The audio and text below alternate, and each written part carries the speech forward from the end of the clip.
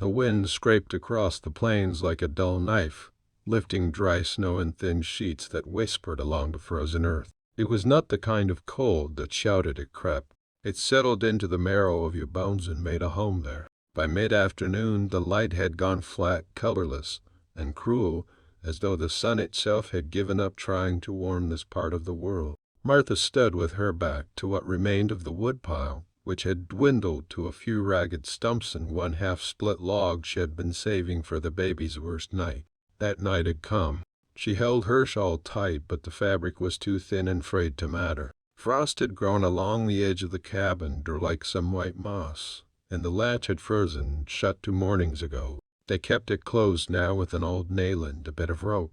Inside, the children were quiet. Too quiet. Silence in a house with children was never peace. It was need. Her daughter Annie lay curled near the hearth, a threadbare quilt tucked around her legs, lips chapped and pale.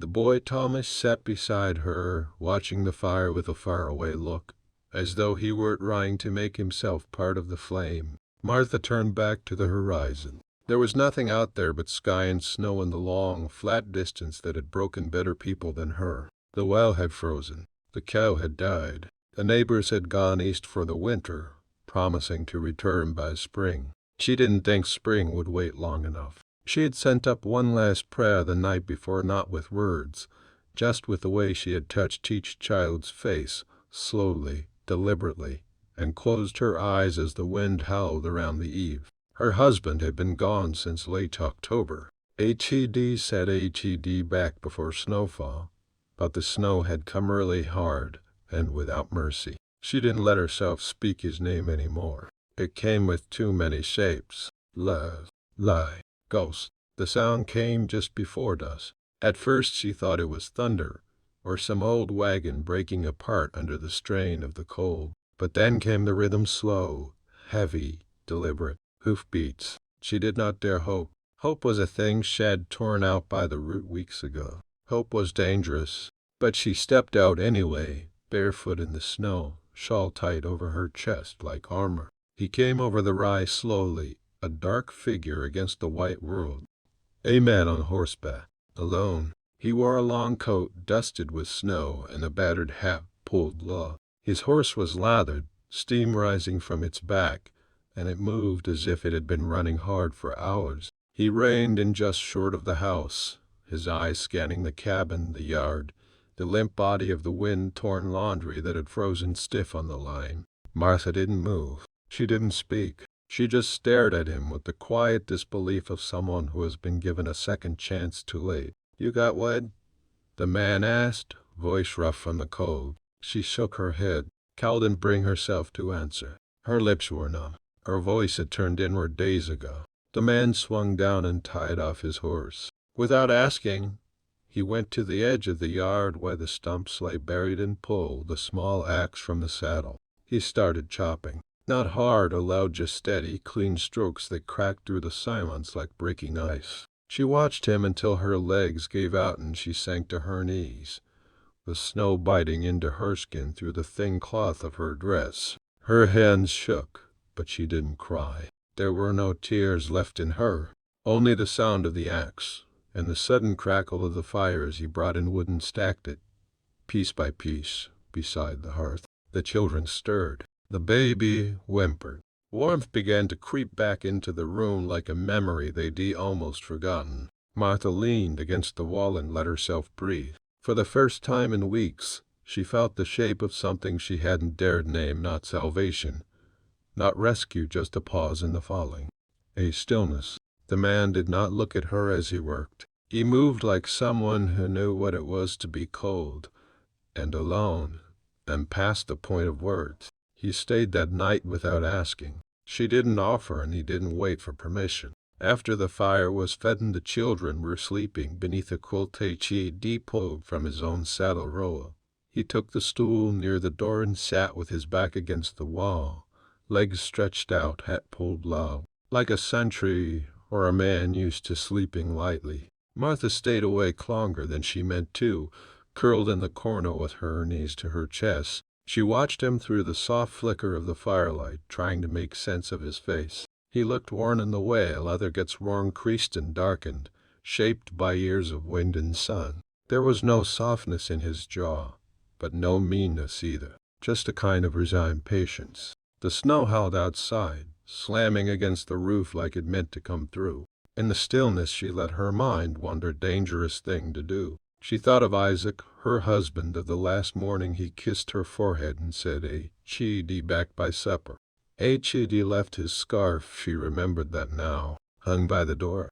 It was still there, stiff with dust and time. She thought of the life that he tried to build acre by acre, stitch by stitch. She had fought for it, bled for it, and now it had quiet and half-broken around her, held up only by stubbornness and cold nails. When she woke, the fire was still going and the stool was empty. She pushed open the door with the heel of her boot. The sun was weak in the sky, more suggestion than presence, but the wind had eased.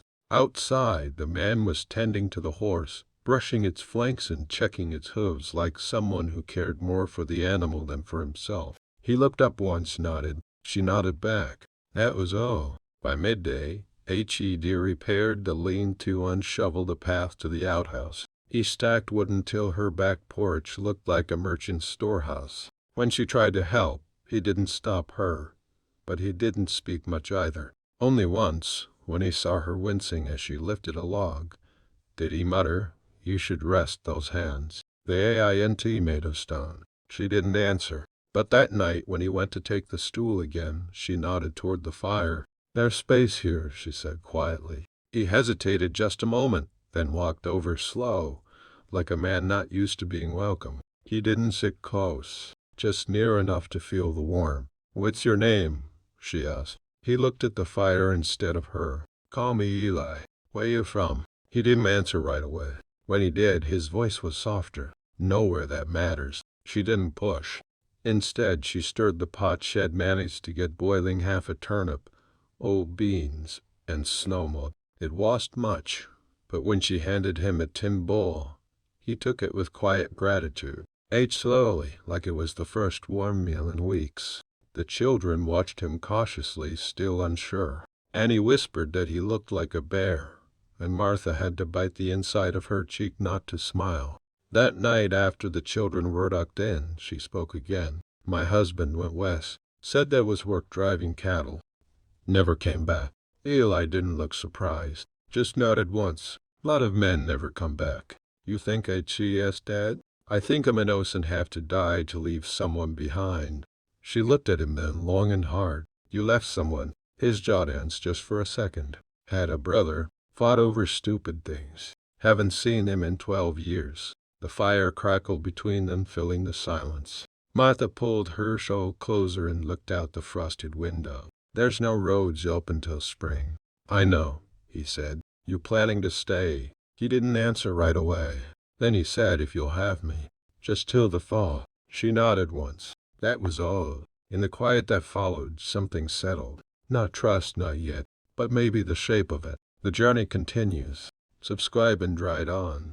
Over the next days, the cold held on like a sickness. The kind that sits in your chest and won't shake loose, not even with fire or prayer. But Eli stayed. He split wood until blisters broke on his palms, then wrapped his hands and split some more. He patched the roof with feed sacks and old nails, cleared a path to the barn, even though there was no stock left but a few chickens too mean to die. He didn't speak much, and neither did Martha. But something passed between them in the silence, something better than talk, a kind of shared gravity. The children began to warm to him slowly. Annie, always watching, started sitting closer to the fire when he was near. And Thomas, who hadn't smiled in weeks, asked Eli one morning if H.E.D. ever shot a coyote. Eli just nodded and said, "Too many." That was enough. Martha watched all of it with a wary heart. She moved through her days with care, keeping to her chores, watching the skies, listening for signs of a thaw. But every so often, when she paused to rub warmth into her fingers or tie back her hair, she'd catch herself looking at Eli. Not with one, at least not yet, but with the kind of curiosity that feels too close to hope. She noticed the way he carried himself, quiet, deliberate, never asking for more than what he needed. He cleaned his boots before stepping inside. He let the children speak first. He never touched the rifle unless he meant to use it. These were things that mattered, even if they were unspoken. Late one evening, she found him out behind the house, staring up at the sky. The stars had come out clear and brittle, the way they only do in deep winter. She stepped outside without her shawl, forgetting the cold.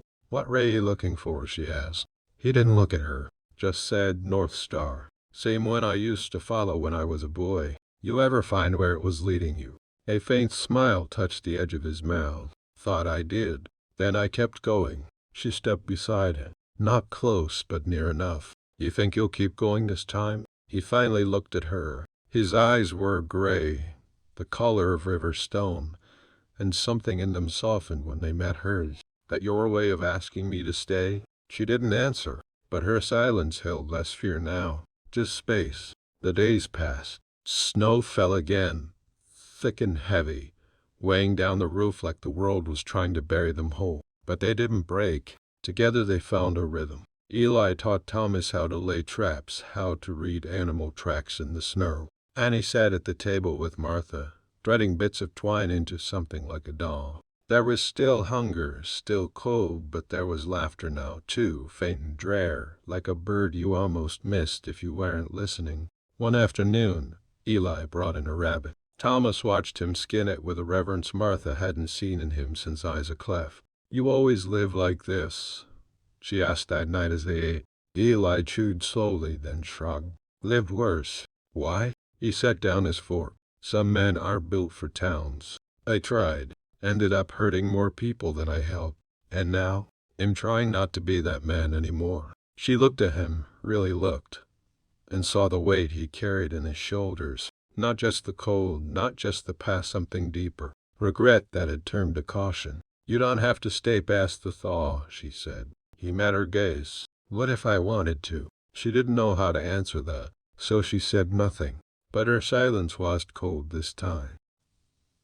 And that night, as the fire burned low and the wind pushed soft against the door, Martha didn't feel quite so alone. Not in her bones, not in her breath. March crept in with a gray, slushy stillness, like a drunk staggering home after a long winter. The snow began to shrink back from the edges of the world, revealing patches of mud and frost-bitten grass. The trees stayed bare, but the light changed warmer, longer, less cruel. Eli took to mending what little fence was left.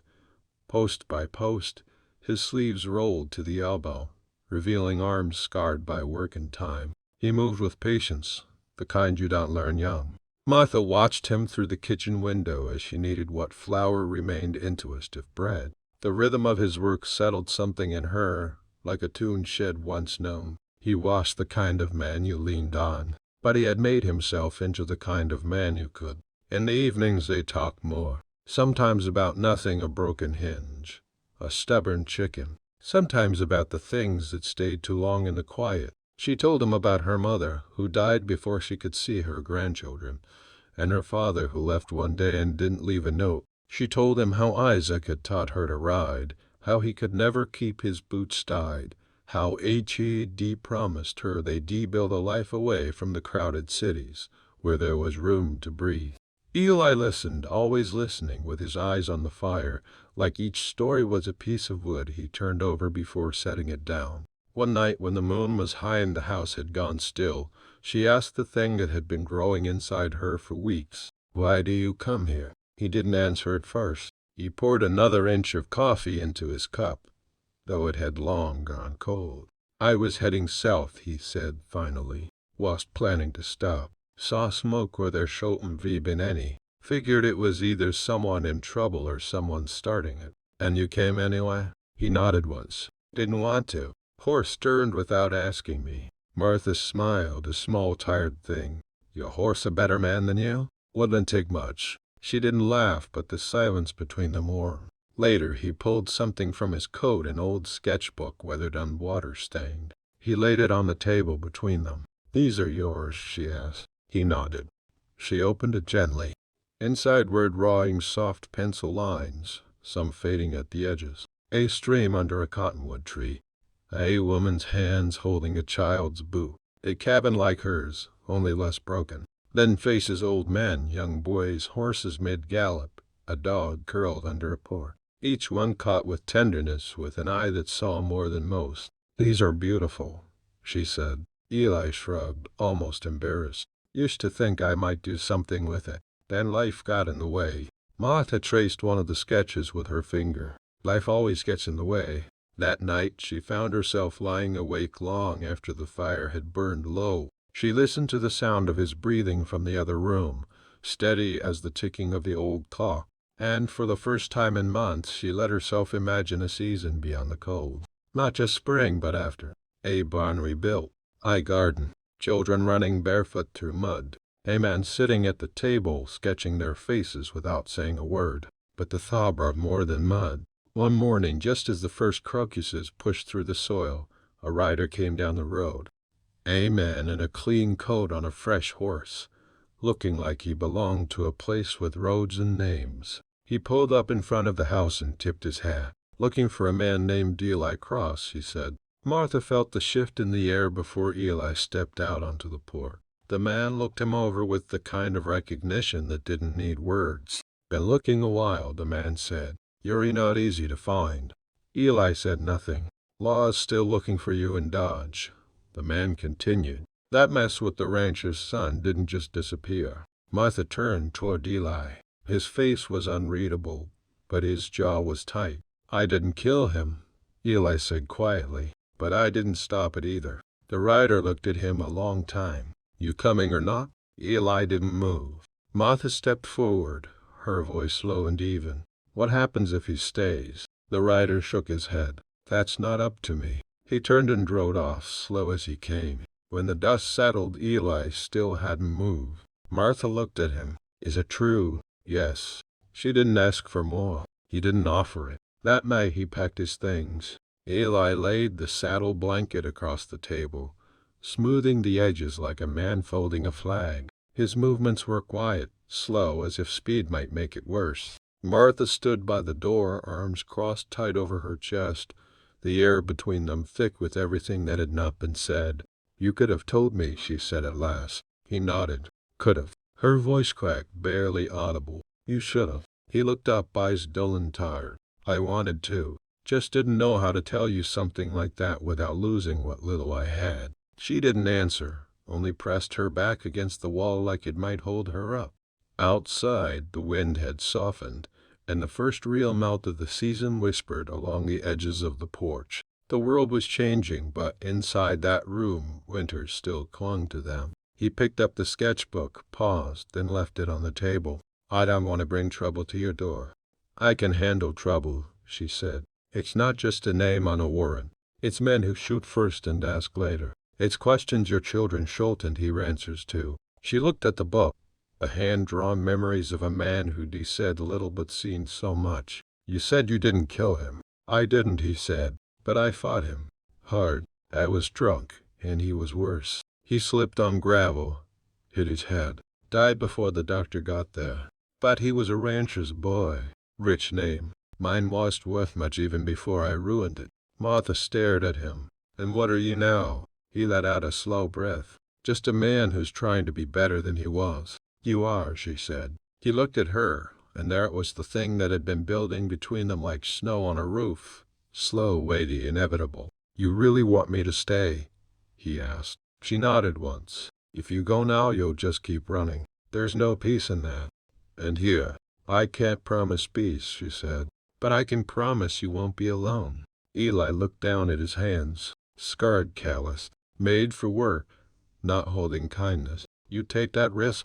"I already have," she said. The silence that followed was not heavy, it was full. The way spring air is full before the first bloom. Full of waiting, not fear. He crossed the room, slow, steady, stopped in front of her. "I don't know what kind of man he'll be," he said. "Start with the kind that stays," she whispered.